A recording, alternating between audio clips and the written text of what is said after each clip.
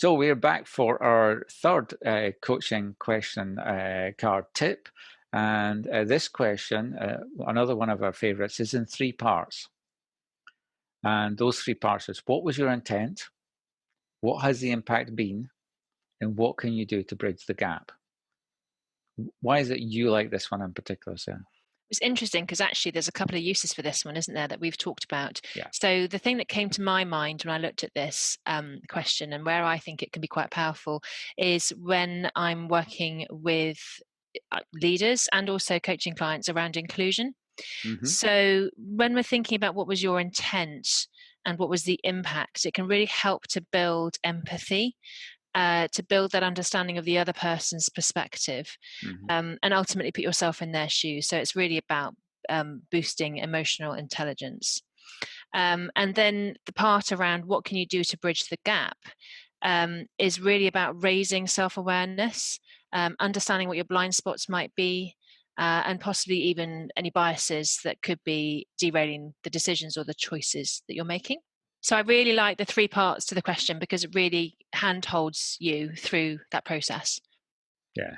I mean, that second part is, no, sorry, what can you do to bridge the gap? The third part, I mean, that's really practical. Mm. It allows you a chance to mentor your report, Yeah. if they're not quite there yet, etc. Where I find this set of questions really useful is for me as a coach and also for managers when it comes to performance management, Mm-hmm. because we want to talk about the gap in performance, but we might not want to be really, it's not about critical feedback. It's not about saying you did this wrong, or you're not a good person, you're not a good person, you're not a good performer.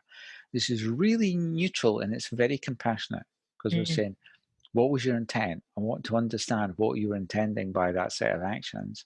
And then, okay, there is a gap, but let's talk about that gap. And okay, no worries. Let's see about what can we do. How can I help you to close that gap? So it's really, really generous way of doing performance management that's not overly critical. And so many managers worry about giving feedback because they worry about how it's going to land with the other person. And so often they don't give the feedback because they'd rather not have that difficult conversation.